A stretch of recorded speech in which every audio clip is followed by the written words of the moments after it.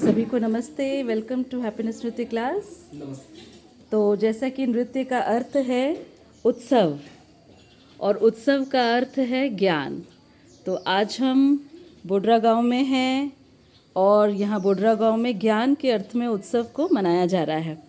तो ये पूरी प्रकृति में उत्सव है और प्रकृति का एक अंश मानव भी है। तो चलिए आज हम मिलते हैं टोमन भैया और उनके पूरे परिवार से। नमस्ते भैया। नमस्ते जी, नमस्ते। तो भैया यहाँ पर बोडरा में 10 वर्ष, ये वर्ष जो है 10वां वर्ष है ज्ञान उत्सव के अर्थ में। जी। तो ये ज्ञान उत्सव आप क्यों मना रहे हैं और इससे आपको क्या उपलब्धि हो रही है? ये जीवन विद्या के प्रकाश में समझदारी पूर्वक जीने से ही हम सुखपूर्वक जी सकते हैं, ऐसा हम सबका मानना है। और एक सूत्र है, सदुपयोग बराबर सुख। हम ऐसे देखते हैं तो प्रकृति में हर चीज का एक अपना महत्व है। उस चीज को हम समझ करके सदुपयोग करें तो वाकई में प्रकृति जो है समृद्ध है और पूरे मानव जाति के लिए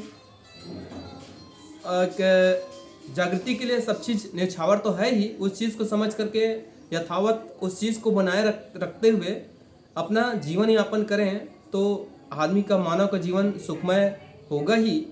इस प्रकार से हम लोगों का जीने का प्रयास चल रहा है। जी जी, बहुत बढ़िया। तो सदुपयोग ही सुरक्षा है। तो ये ज्ञान उत्सव से क्या आप लोग ये मैसेज देना चाह रहे हैं जी, कि हमारे जीवन में सदुपयोग सुरक्षा है ही। तो ये ज्ञान उत्सव के माध्यम से सभी ऐसे जी कर तन मन धन के सदुपयोग सुरक्षा अगर होता है तो हम ज्ञान को उत्सव के रूप में अपने परिवार में हर जगह देख पाते। तो इस उत्सव से आपको क्या उपलब्धि होती है? मेरे मन में है ना, जीवन में एक संतुष्टि का भाव, माने संतुष्टि कहा जाए तो उभय तृप्ति, न्याय, हिलना डुलना कम होता है और एक निश्चितता की ओर हम अपने आप को देख पाते हैं कि ज़्यादा वाद विवाद में भी नहीं फंसते हैं और आसानी से हम उसका समाधान, कहीं कुछ समस्या भी उसका आसानी से समाधान निकाल पाते हैं, देख पाते हैं अपने परिवार में भी और अपने आसपास पड़ोस में भी, परिवार समूह में भी और गांव में भी। इस तरह से हम एक संतुलन, जिसको हम न्याय कर सकते हैं, वो देखने को मिलता है। क्या बात है भैया। मतलब उत्सव का अपने जो लक्ष्य, जो आपको प्राप्ति है, वो न्याय के रूप में आपने बताया जी। ये जोरदार बात, बहुत बहुत धन्यवाद। तो अब हम मिलते हैं किशन बेटा जी से, जो टोमन भैया के बड़े बेटा जी हैं। तो बेटा जी, आप कब से जीवन विद्या का अध्ययन कर रहे हैं और आपके पिताजी जिस प्रकार से जी रहे हैं, ये ज्ञान उत्सव को नेतृत्व कर रहे हैं, इसको आप कैसे देखते हो और आपको कितनी खुशी मिलती है? मैं तो बहुत पहले से, मतलब बचपन से इसमें लगा हुआ हूँ। कितनी उम्र रही होगी आपकी?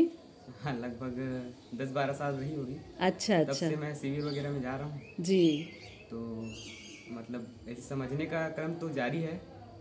अब देखते हैं कि जीवन विद्या जो कार्यक्रम होता है, मतलब ज्ञान उत्सव बोलते हैं उसको, जी। 2 दिन का होता है जी उसमें पूरा गांव के, मतलब परिवार सब मिल के त्योहार के रूप में मनाते हैं। सब मतलब अपना मन तन धन लगा के पूरा, मतलब 100% योगदान रहता है।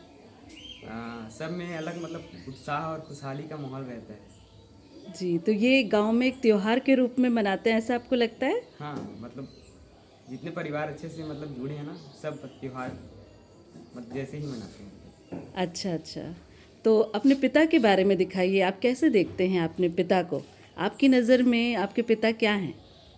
अब मेरे पिताजी भी मतलब बहुत पहले से लगे हुए हैं, लगातार अपने, मतलब सब समझे इसको, मतलब मिल गए हैं तो पूरे गांव को, सबको फ़ायदा हो, ऐसे करके लगे हुए हैं। अब मतलब उत्साह दिखता है उनका।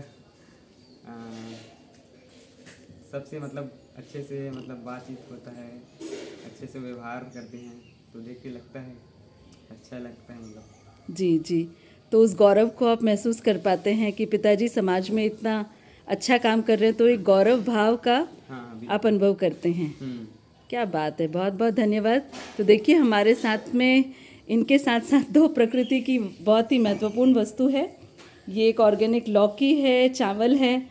तो इतनी मोटी लौकी शायद ही आपने देखी होगी। ये मोटी भी है और स्वस्थ भी है। तो देखिए, पूरा प्रकृति उत्सव मना रहा है तो अब चलते हैं हम इनकी छोटी सी बाड़ी में।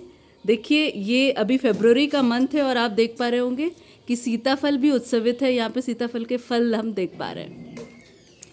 तो अब आगे चलते हैं नेक्स्ट उसमें। नमस्ते।